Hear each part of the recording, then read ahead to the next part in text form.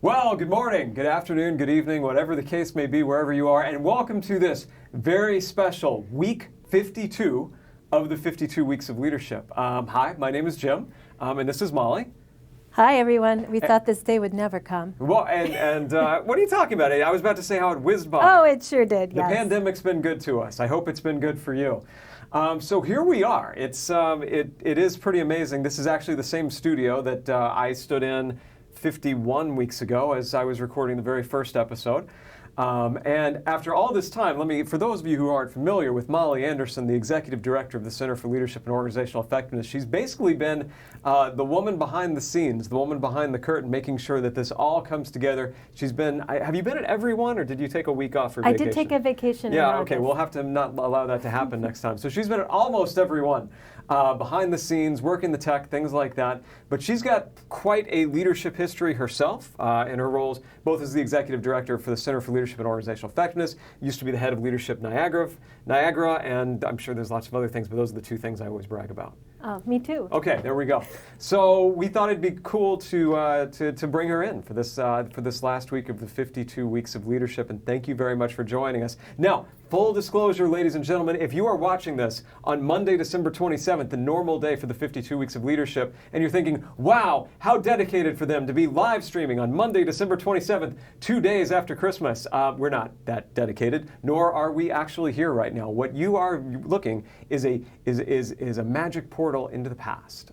We did record this one because I have a family, you have a family. We have families, our kids, our friends, they play together, they swim in Molly's pool. You have a nice pool. Thank you. Yeah, sometimes we eat at Forno Napoli, best pizza in town. Yeah. Oh, you're not allowed to say that. I'll say that. Okay, very good. We have recorded this. There's no live stream, so I regret to say the reason I'm telling you all this is that we won't be able to take your questions at the end. However, if you do have questions at the end about anything at all, please feel free to email them to Molly, and she will get back to you within 24 hours. And if we don't keep that promise, my personal guarantee, I don't know what you can do about it. Jim's buying you pizza. No. No. We'll have to talk to Paul about those raises, right? So welcome. We didn't do the title slide like we always have to. So taking a step back here, welcome to the 52 Weeks of Leadership, and let us thank one last time as we hit the end of the 52 weeks, at least for 2021, our sponsor, Geico Careers. Yeah, thank you, Geico, for coming through and sponsoring this series. We couldn't have done it without you. This series came together at the end of 2020 because we really wanted to do something to give back to the community, share experiences we've had and help leaders, navigate the tricky times we're living in. And we wanted to make it, most importantly, open to all. So all of our alumni, our contacts around the world were able to participate. We didn't have to monetize it because Geico came through and became our sponsor. So thank you so much, Geico. But also thank you to all of the volunteers we had. 52 weeks of content was a big thing to put together in a short amount of time. But we had no trouble because everybody volunteered. I would say we had no trouble. We had no trouble. No trouble. Some trouble. People we had to bribe with some food, but others were more than willing to do it. It was good food. And some were willing to do it more than once. People like Chuck Lindsay, Jim Lemoyne, Paul Teslick, who came in and spoke more than once in our series. And, we're happy to do it. So thank you to all of our speakers. Some of our speakers were as far away as Australia. Let us record them in the middle of the night so that we could feature them live in our series.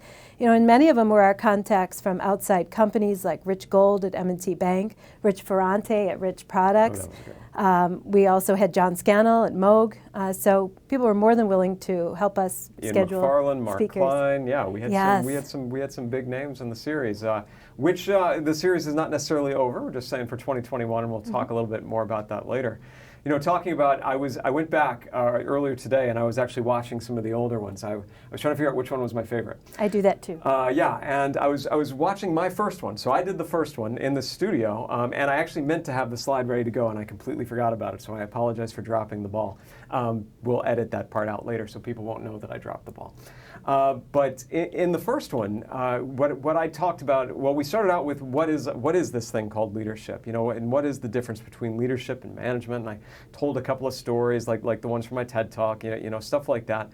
But the idea around this, to go back to what Molly was talking about before, was one, at the beginning of 2020, even more than now, we'd hoped we'd be able to say at the end of 2020, well, the pandemic's done, life goes on, hurrah. kind of done, maybe not. You know. Of course, you're watching this from the future, so maybe at this point the pandemic is done. Let's hope. But we were thinking, what a shame that, especially for me, what a shame that we're not as connected as we used to be. Ever since the pandemic started, I have been in the community a lot less. I know Molly had as well. And it got us to thinking about, what leadership is and how you really do develop it, which was the theme of what I decided was my favorite of the 52 Weeks webinars, which was actually week 2 with Neil Stroll. Yes.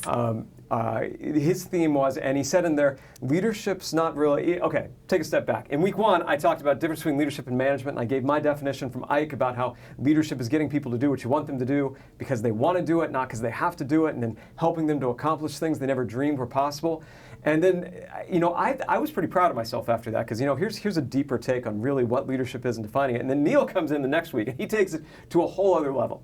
And he talks about, and I think this is a theme for the whole series, how leadership it's not just a behavior, it's a philosophy. Mm-hmm. It's a way of life. And as I was looking back through the series, Molly, tell me what you think, but it seems like so much of what we talked about, whether it would be about maintaining interpersonal relationships or keeping positive self-awareness, or making good decisions, or just last week with Tim Maines with time management.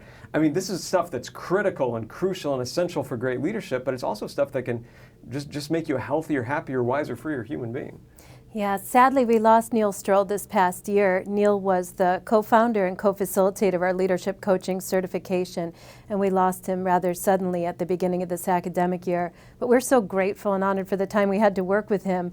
He was more than happy to join the series and be our number 2 speaker, week 2 speaker on leadership development from the inside out. And I know it gives me comfort to be able to go back and still hear his advice and his voice as part of our series. So we have that as long as we have the 52 Weeks of Leadership on our website. Yeah, it's really neat. I didn't know Neil that well. We only met 3 or 4 times. I remember he completely blew me away every time I met him. Such a stellar human being. Such a warm and wonderful person. Our class really bonded. Neil even came to Buffalo to meet everybody about a month before he passed away. And he used to introduce himself as, first and foremost, a leadership coach.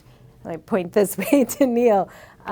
Beautiful soul, known all around the world. We had a class that represented people from across the country, people who knew Neil from his work at Georgetown and companies across the country. So really grateful to Neil's service to Chloe, to the series, and he's deeply missed.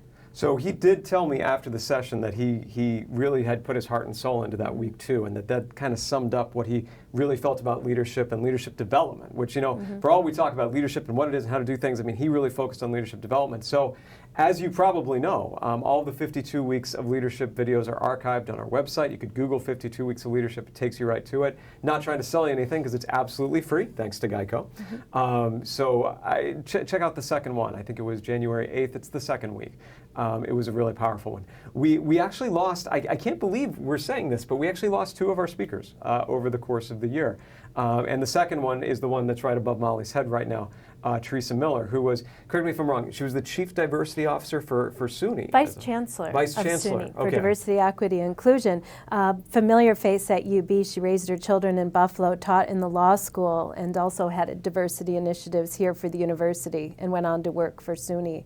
And I didn't know at the time that she was ill when I asked her to speak, because she didn't hesitate. She jumped right into the series and delivered a great program, and we lost her soon after that. And I've gone back and watched her series because it's a good way to be reminded of the great work she's doing and wants us to carry on around courageous leadership in diversity and racial equity. So, a topic that we really value here at Chloe in the school, and you'll see that was a thread throughout the program, and Terry's a big inspiration for what we were doing.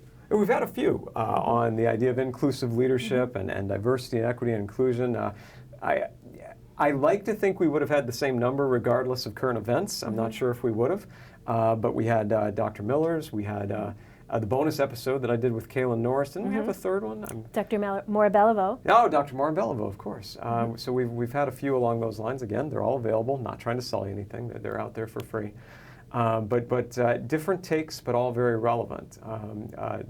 Teresa, her take was very much based on here's what we've done at SUNY, and think about it, not just here's what we've done at the University at Buffalo, but here's what we've done at the State University of New York system. How many universities is that?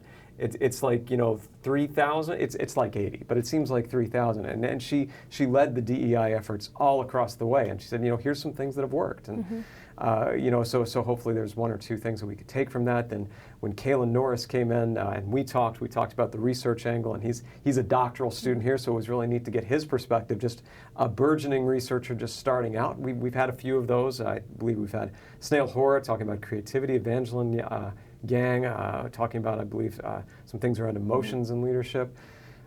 Is this what we're supposed to be doing in a retrospective? I'm talking about my favorite stuff here. They're all my favorite, all in their own way. You're such a kind mother. But what I really liked about it is that it wasn't, highly manufactured series. People were telling us what was important to them in the moment, in these times, and we're willing to take questions from the audience about, things that related to their own workplaces. So, if we had taken the time to produce and record and put it out to the world, we might not have ever gotten done. But people are willing to just come in on a Monday, tell us what they're working on, what was important to them, what they thought we needed to know, and I think that authenticity was really what made it a success. Yeah, and I was thinking about this morning. I mean, getting back to where we started. What's the point of this series? And I'm going to go back to some things Neil said as I go through this.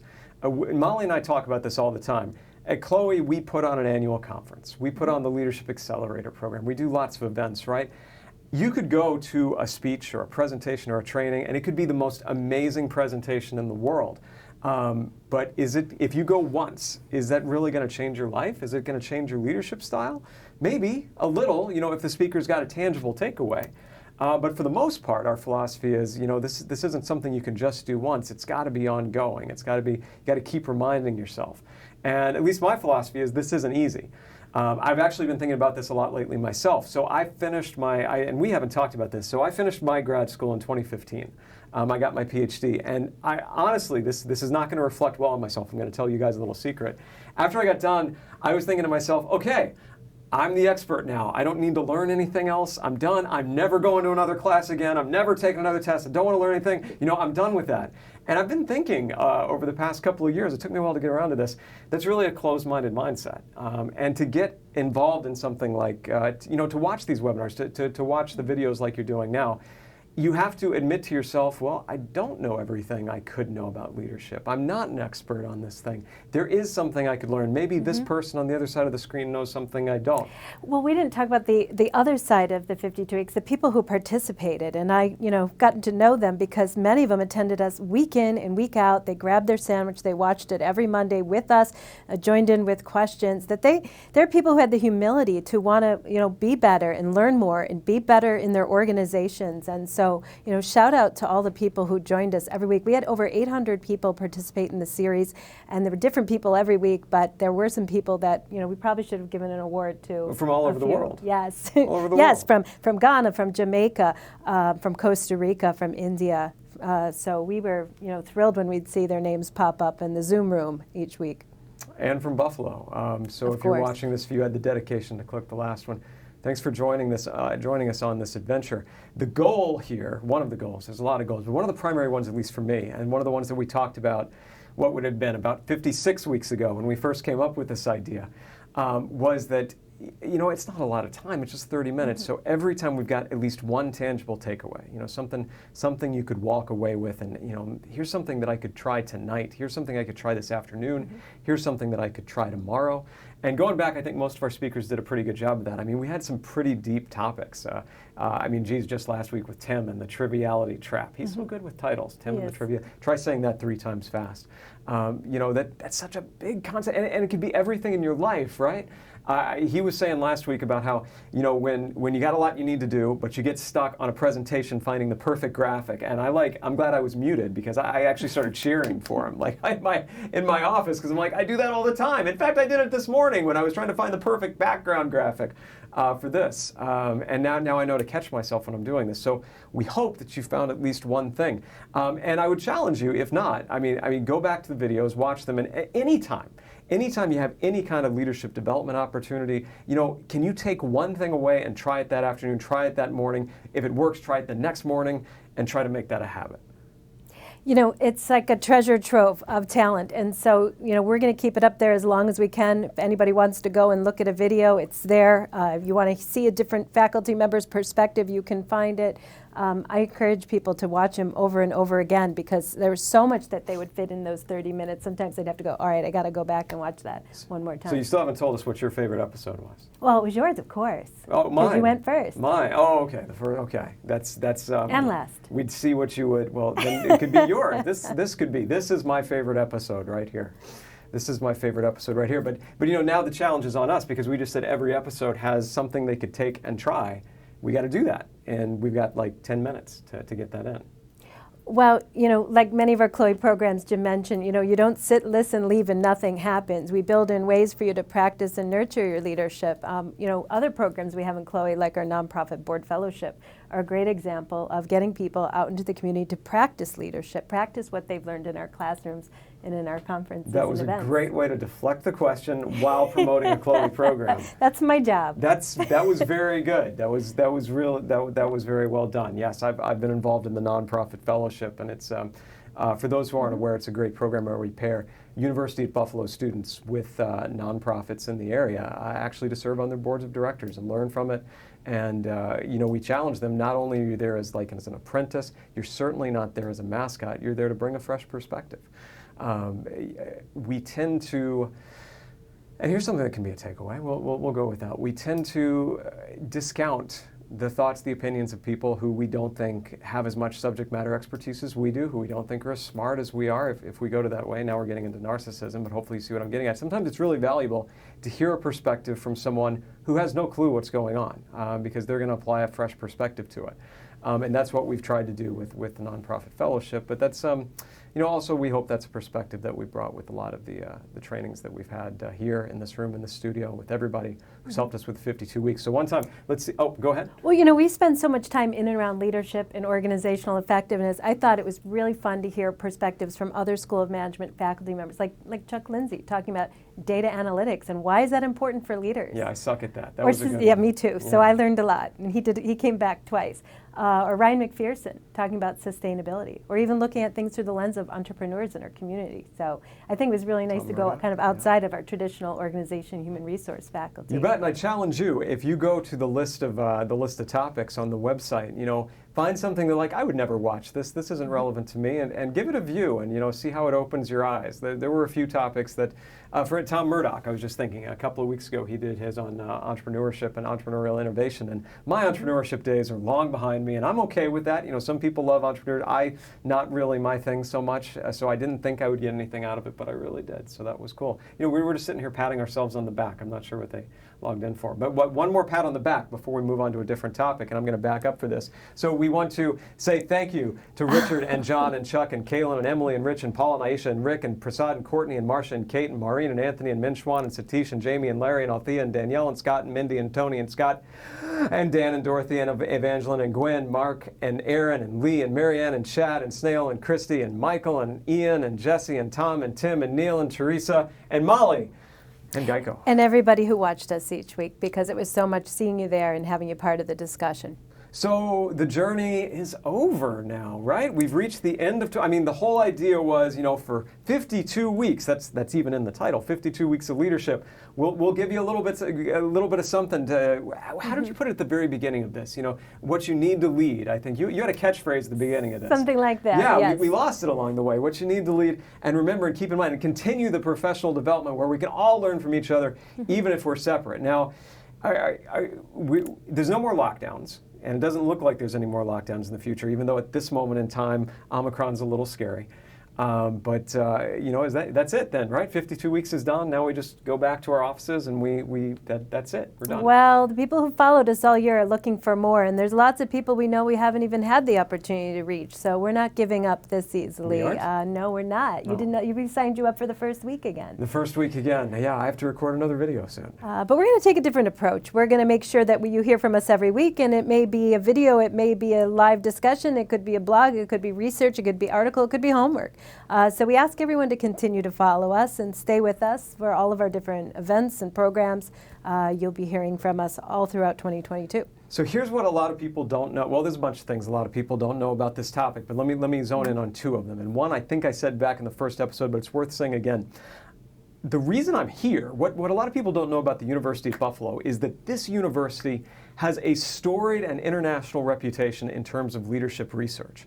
Some of the most cutting-edge ideas and papers on the science of leadership emerged right here. And you've heard from some of the people over the course of this series, you've heard from some of the people who've actually written some of those papers. And the two names that popped to mind right off the bat are Paul Teslik, our dean, who it has been foundational in the whole area of leadership development.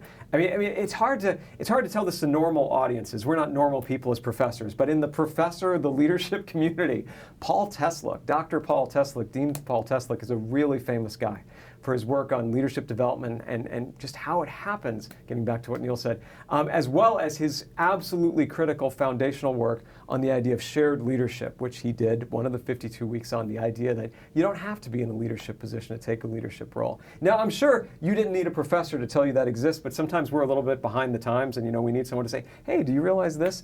We had a professor named Fred Dansereau who used to be here. Now, this was before my time, but in 1975, he published one of the foundational papers on this perspective called vertical dyad linkage, leader-member exchange. It's not important. He came up with the idea that leaders might treat different people differently, because that had never been thought of before in academia. Yeah, we can be stupid sometimes. Anyway, the point I'm trying to get at, this is a foundational school as far as leadership research goes. It's the reason I came here from my hometown of New Orleans. I'm not from around here because I knew about UB's reputation. Along those lines, I'm getting to the point, taking my time, there's still cutting edge research coming out.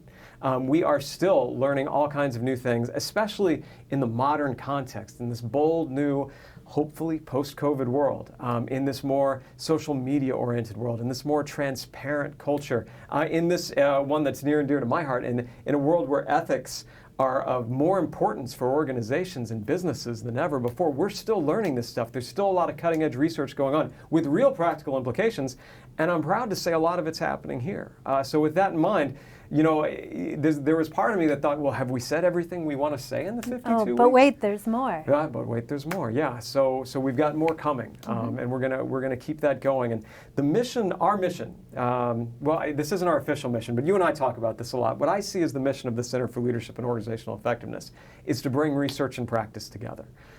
Because I think we've each got part of the story, and most of us are really just exposed to one side. So let's bring them together, and that's why we've had faculty experts here at UB, as well as some of the business experts we brought in that we were just talking about. So we're going to try to continue that collaboration over the course of the 52 weeks of leadership in 2022. Well, let's tell them about the conference, Jim, because by the time they watch this, we'll be about 90 days from attending that event. Oh, well, we just left them with a teaser. We told them 52 weeks is coming in 2022. We didn't tell them what it was. I love that. You're a great marketer. No, let's talk about Leading the conference. Ethically in the New World of Work. So that's going to be held on April 7th. More details to follow. So just a bit of a teaser, but I know Jim knows a few of the keynotes personally, and I'd love for you to share some info about them. I'm honored to know all of them. We've got some really exciting people. We're kind of taking a different approach to the keynotes this year in that we're having multiples, and these names, they're not necessarily going to be household names, but they're no less impressive because of it. The first is a gentleman we're bringing in named Dr. Kent Keith, and you've never heard of him. That's fine. You know who had heard of him? Mother Teresa. He was Mother Teresa's favorite author. His poem, which he wrote when he was a teenager, called The Paradoxical Commandments, which you've probably seen on Facebook, makes the rounds on social media every year or so, was actually up on the wall in her orphanage in Calcutta. There wasn't a lot up on the wall, but that was there. For years, people actually thought after she died that she'd written these paradoxical commandments. But no, it was actually written by Dr. Kent Keith, who is also, near and dear to my heart, a former CEO of the Greenleaf Center for Servant Leadership. So he's been absolutely foundational in the whole movement to have a more ethical approach to leadership, to have a profitable stakeholder approach to leadership, and he's got some very unique perspectives on that. And because he spent both years in academia and years as a practitioner, he's got a lot to say on this topic. You want me to go on to the other one? Go ahead. The other one that I'm really excited about is we've got a gentleman, again, not a household name. His name is Clifton Talbert. Clifton is a very prolific author. He's written 13 books. one of which has been nominated for a Pulitzer Prize. Perhaps he's best known for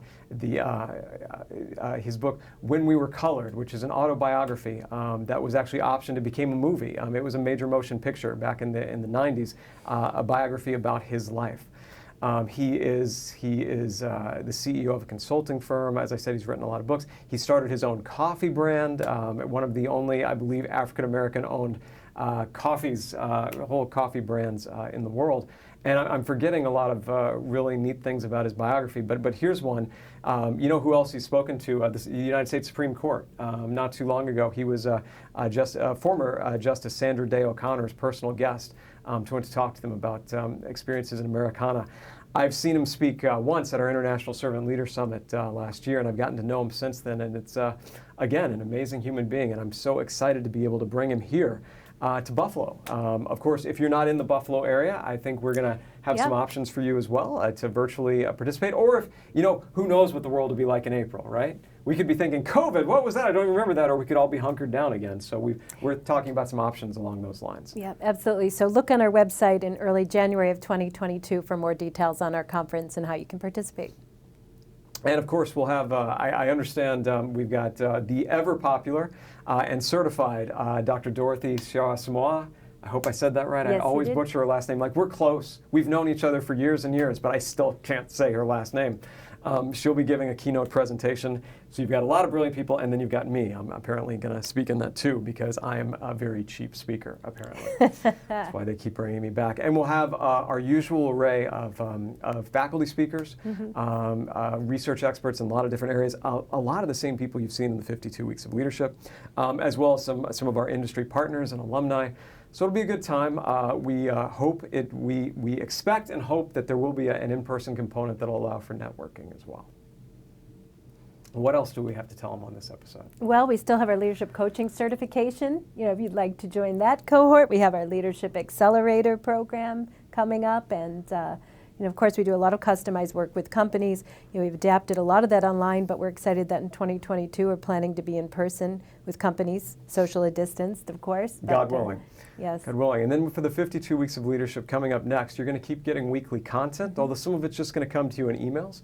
But once a month, what we're really excited about, again, God willing, pandemic willing, we're going to be on site with some of the most successful and most innovative organizations in all of Western New York. And we'll be going on site and featuring talks and conversations with both UB research expert professors and the executives of this successful organization. So you'll get the research perspective on a topic, you'll get the practice perspective on a topic, and then we're going to have those executives and those professors just talk to each other and say, what's the overlap here? What can we learn from both of these? What does one know that the other doesn't? How do we put those together to get closer to this philosophy of leadership? Sounds good. And you won't want to miss it, so make sure you sign up on our social media platforms, Center for Leadership and Organizational Effectiveness on LinkedIn and Facebook. Yeah. So what else have we got? We're running out of time here. We've only got a couple of minutes. I think we want to just wish everybody a happy holiday season. This way, it might be after the holidays when they watch this. We don't know. Season? Well, whenever. If you're watching this in 2023, Merry Christmas and Happy Hanukkah in 2023. We don't know. Well, hopefully they're watching it with us on Monday. Our followers are going to wonder, where's the 52 weeks on the last week of the year? Yeah, well, if you're watching this on Monday, again, kudos to you. Will you be watching it? No. No? Okay. Well, there's dedication for you. So it's been quite the journey, and we are honored to have had you along with us with it. I've gotten to meet some people, even just typing in the chat during the Zoom calls sometimes. Wow, what a great point. And people have reached out to me afterwards. It's been an honor to have you with us. And we're really flattered and humbled by the success of this program. And that's why we're going to do our best to continue it next year in a slightly different format, a new format. Monthly in-persons, but those will be live streamed or recorded. You'll have access to them. And then every week we'll have something for you, whether it be a video, whether it be an article, whether it be a podcast, whether it be a blog. Molly said she's going to bake you cookies one of those weeks, maybe around Christmas time. So you'll be getting something one of those. Am I going to get in trouble with the lawyers for truth in advertising kind of things here? No. Well, I mean, you don't have to pay for it. It's all free. But this is what we do. The University of Buffalo, again, a lot of people don't realize this, one of the most prestigious and successful public research universities in the world. Very highly ranked. And the School of Management in particular, known worldwide for its excellence in leadership, thought leadership. Did that make sense? Leadership. You saw what I was getting at, right? So it's our goal in the Center for Leadership and Organizational Effectiveness to continue to share it with you. That's our mission. That's our mission from the public. That's our mission from the state of New York. That's our mission. That's what we're here for. Yeah. Well, thank you, everyone. Be safe, be well, and we look forward to seeing you next year. We'll see you next year. Have a great day, whatever day it is. I still don't know what day it is. Thanks for joining us.